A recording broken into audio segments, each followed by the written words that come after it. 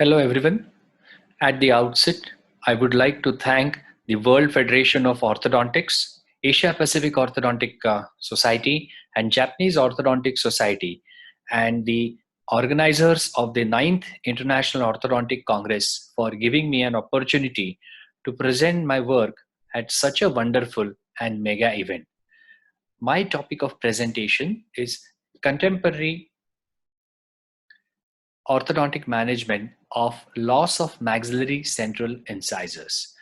My name is Dr. Jayesh Rahalkar. I am the professor and former head at Department of Orthodontics, Dr. D.Y. Patil Dental College and Hospital, Pimpri, Pune in India. I'm consultant and member of the complete cleft care team at Dinanath Mangeshkar Hospital, Pune. I completed my master's from University of Mumbai in 1996. Then I completed my DNB and MORTH and FDS RCS from Royal College of Surgeons, Edinburgh. I am a certified diplomate of the Indian Board of Orthodontics, and I was chairman of the same board from 2018 to 19. And I'm into exclusive orthodontic practice for last 25 years. I declare that there is no conflict of interest, and written informed consent is taken from all the patients whom I'm going to present the cases today. And all the cases treated here or used for the study are treated solely by me in my private orthodontic practice. Whenever we have such cases coming to us, so I'm going to talk about cases which report to us with some problem to the maxillary central incisor. Here in case 1, we can see that the patient reported with an history of avulsed upper right central incisor along with other malocclusion. This is the second case where it's a mirror image. The patient reported with the avulsed or old history of avulsed maxillary left central incisor.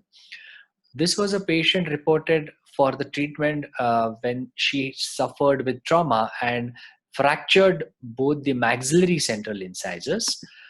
This was in case 4 where the patient reported with an old history of avulsed bilateral maxillary central incisor. And this was a patient who gave a history of avulsed maxillary left central incisor, but didn't use any space maintainer or anything. And the lateral incisor migrated mesially. This central incisor crossed the midline and the midline deviation was there. So when we have these type of cases, the clinician lands up at a crossroad deciding how to treat these cases. So we may land up in situation in our clinical practice where the maxillary central incisor could be either missing, not formed, or it is malformed with some anatomic problem, or it could be avulsed. Now this avulsion could be a fresh avulsion or a history of avulsion which is replanted, or sometime it is avulsed and either the space is maintained or it is not maintained. Sometimes the maxillary central incisor might be ankylosed as well. Sometimes we land up in a situation where the patient comes for treatment and the central maxillary central incisor need extraction due to poor endodontic or prosthetic prognosis. So when we are treating such cases, there are some points which we need to ponder upon. First, what is the type of malocclusion? How is the space condition? Does the patient requires tooth size arch length discrepancy correction by reducing number of teeth, that is by doing some extraction? So can this particular central incisor space can be utilized? Then what is the size of the crown and the length of the root of the lateral incisor? What is the size, shape and shade of the canine? And we have to understand here that if we go in for anterior implants in young adults, there are some inherent disadvantages of gingival line issues or the metallic hue seen through the gingival mucosa. So let us see how we address these issues in our clinic for these cases. And we did a small study about the outcome of these maxillary central incisor extraction cases and what is the result of it.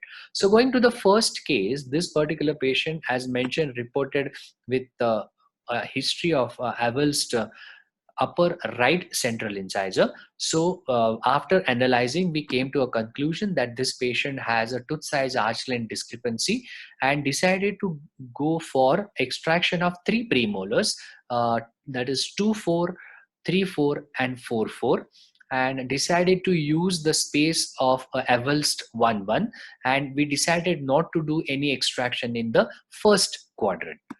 So when we are planning the occlusion in cases where maxillary central incisor extraction is done, we need to do the sequencing of the teeth in the arch in a little different way, because we have to understand that the lateral incisor is going to be our central incisor, canine is going to be our lateral incisor, the first premolar is going to be our canine. So that's the reason we are going to require alteration of the brackets, where the central incisor bracket has to be bonded on the lateral incisor bracket has to be bonded on the canine, and the canine bracket has to be bonded on the first premolar. And when we are doing this, we need to do some reshaping of the teeth with coronoplasty. Before going for the bonding, what we need to do is that we need to flatten the labial surface of the maxillary canine, because it is going to receive a bracket that is of lateral incisor, which has got a flat bonding base. And as the treatment progresses, we need to reduce the palatal cusp of the first premolar, because the first premolar is going to be our canine. So if we do stepwise reduction of this palatal cusp, there is sufficient clinical literature which shows that there is development of the secondary dentine. So intentional root canal treatment of that first molar at a later stage may not be required. Then we have to plan for the gingival contours for proper positioning of the gingival zenith. So we will be requiring some amount of periodontal plastic surgery procedures, that is gingivectomy and or gingivoplasty.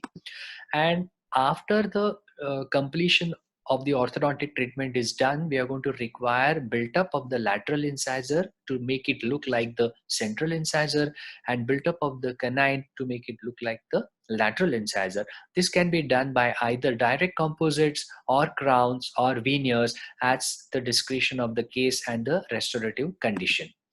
So when the lateral incisor substitution is going to happen for the central incisor, we have to understand that the space which is required for built up has to be distributed in such a way that 1/3 is on the mesial side and 2/3 is on the distal side. So for example, if the mesodistal width of the lateral incisor is 7 millimeters, and we have to build that lateral incisor to make it look like central incisor by to a mesodistal width of 10 millimeters. So we have to have built up of around 3 millimeters. So this 3 millimeter has to be divided in such a way that 1 millimeter is on the mesial side and 2 millimeter is on the distal side. So the space distribution is 1/3 on the mesial side and 2/3 on the distal side, so that the emergence profile of that central incisor when restored will look more natural. And we have to understand, as the canine is going to take the place of lateral incisor and the premolar is going to take the place of canine, canine protected occlusion will not be possible on that particular side. So the mutually protected occlusal scheme with group function has to be planned for the side where we're going to carry out these type of movements. So we went ahead with this case 1, and if you can see here, we have bonded the central incisor bracket on the lateral incisor bracket on the canine, and the canine bracket on the first premolar.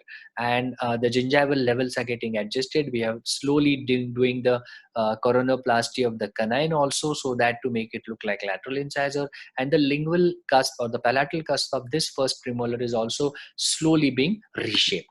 So you can make out here, this is how the progress is happening. We have closed the space. It is always better to touch this particular central incisor with the lateral incisor, so that when you leave the pressure a little bit, this space which opens up gets properly distributed as 1/3 on the mesial side and 2/3 on the distal side.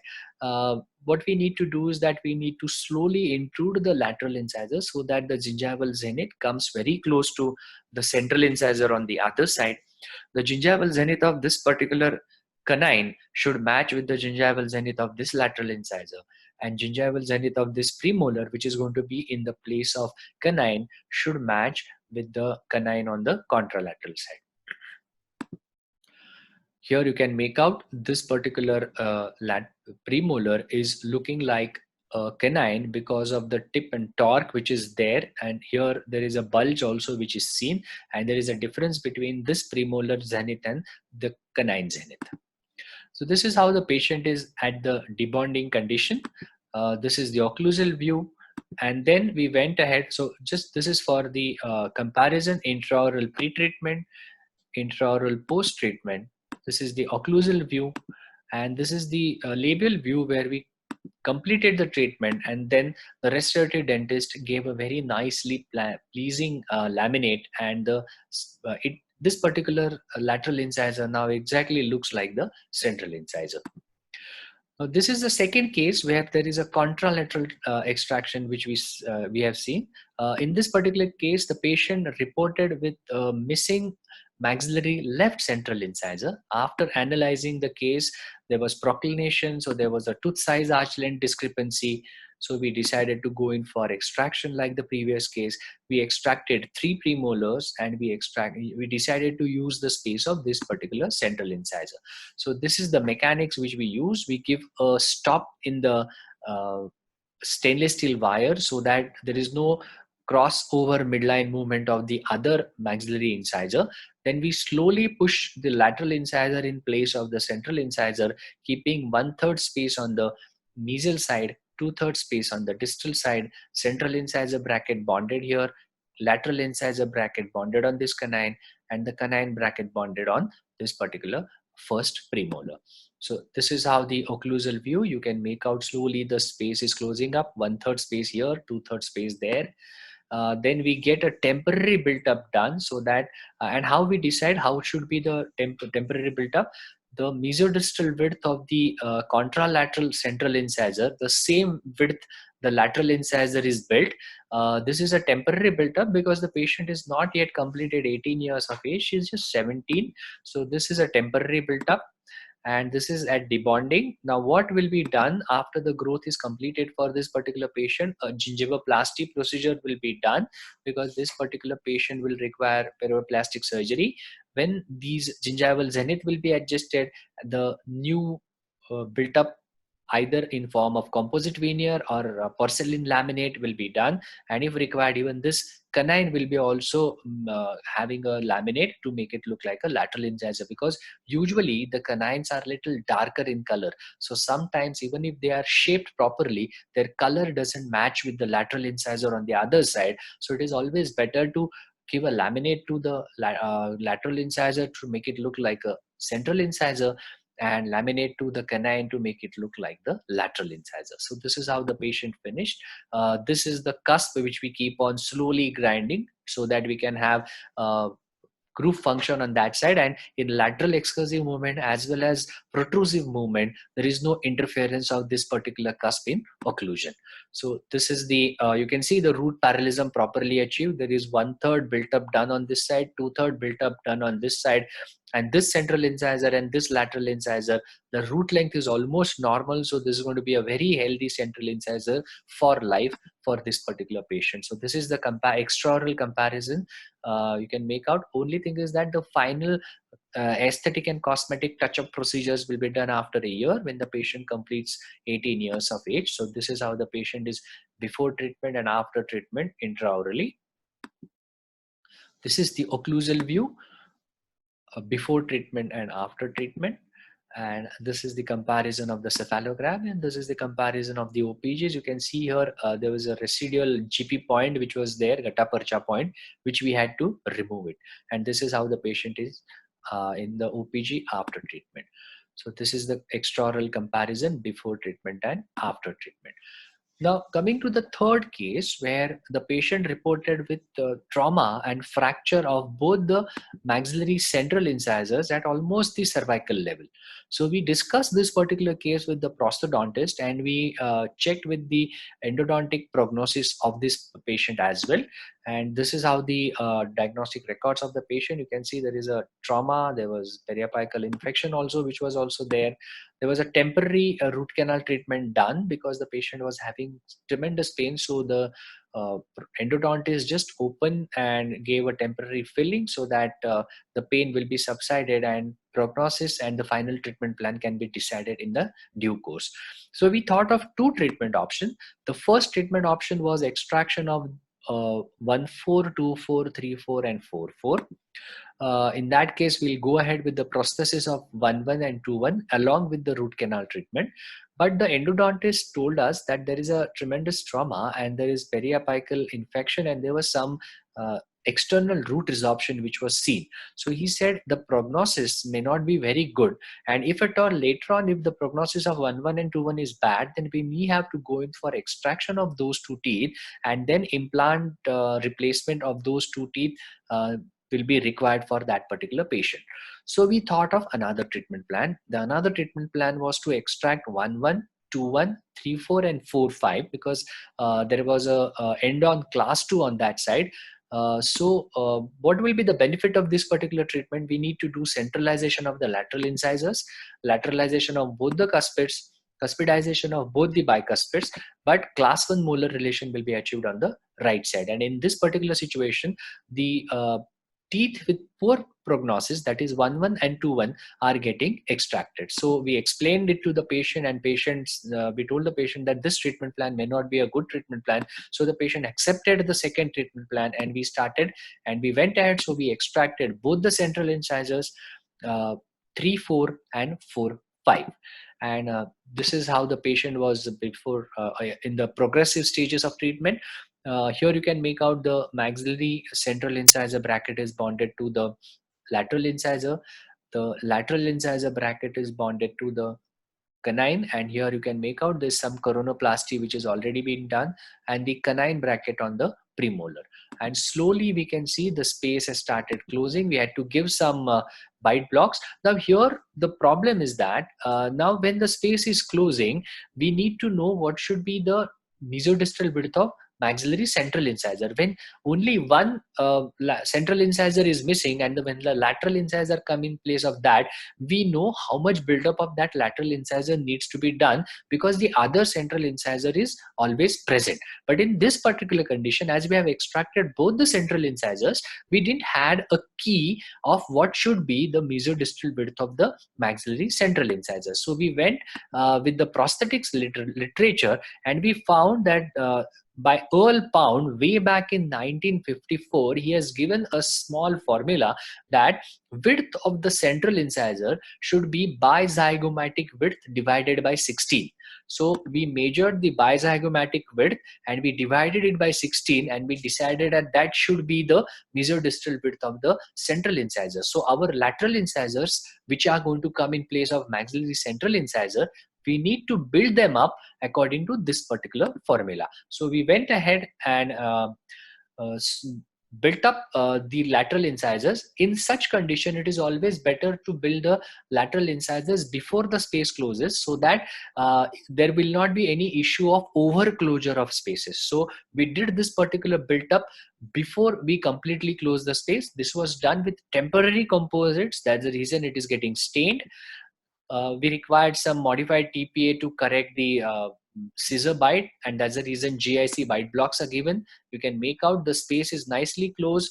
It's looking like a central incisor. Rest of the occlusion has come in proper class 1 molar relationship. The scissor bite which was there is completely corrected, and this is how the patient had debonding condition with preparation of the laminates by the prosthodontist.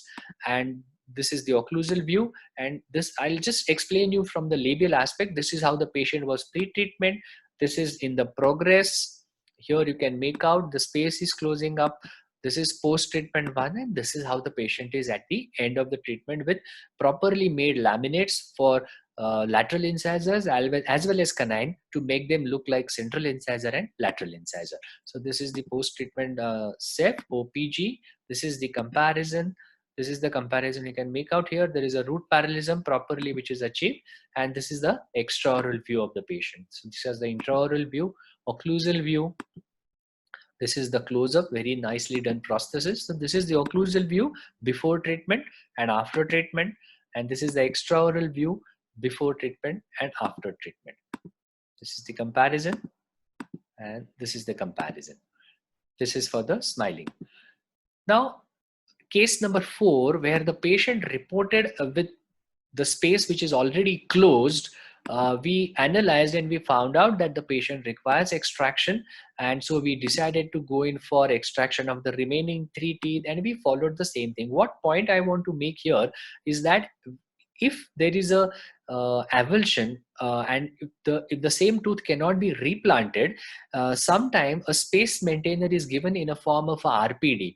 But if you give that, then the prognosis of the alveolar ridge there is always problematic, because there is labiopalatal shrinking and always reduction in the height of that alveolar ridge. That is the reason we always advise not to give any space maintainer. If at all there is a drifting which takes place, it is like this. If this particular case would have been non-extraction, we would have opened the space, that would have given good bone for the implant.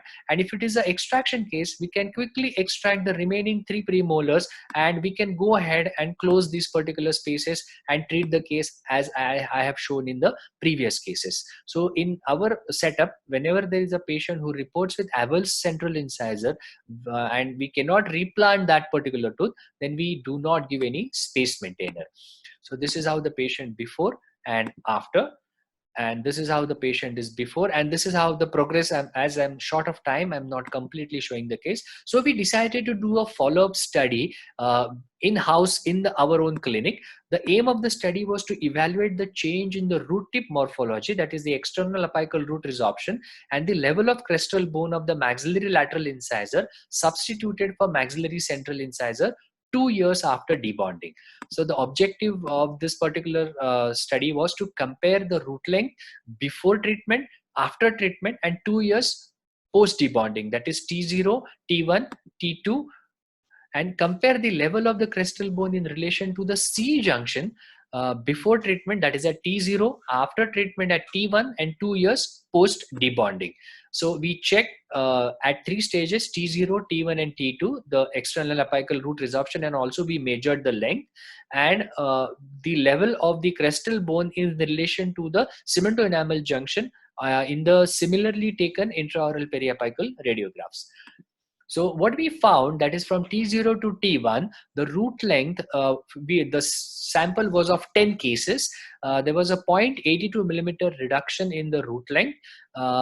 The external apical root resorption, we did the Malgren's scoring, it was 1.4, and the crestal bone level reduction was 0.37 millimeters average. And from T1 to T2, that is debonding to 2 years post retention, it was 0.21, 0.6, and not 0.6, it's 0.6 value, and 0.18. So the result was that lateral incisor roots which were brought in place of central incisor showed minimal and clinically insignificant resorption of root tips, that is blunting, from pre-treatment to post-treatment, and not much changes were seen in terms of root resorption from post-treatment to 2 years of post-retention. Similarly, clinically acceptable changes were seen in the level of the crestal bone of the lateral incisor from pre-treatment to post-treatment, and insignificant changes were seen in the level of crestal bone of the lateral incisor from post-treatment to 2 years of post-treatment. So we can very well get the lateral incisor in place of central incisor. So for avulsion, let's understand what are the various modalities of treatment. The first is replant.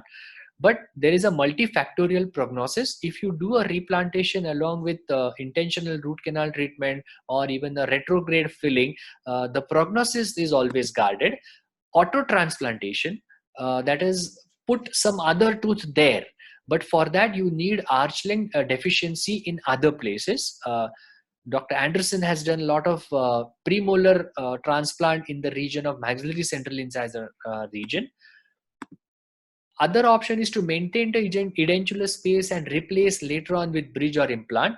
But there is a problem of these implants in the anterior region. Dr. Zakhrison, in an article in WJO in 2007, has discussed a lot about this particular issue.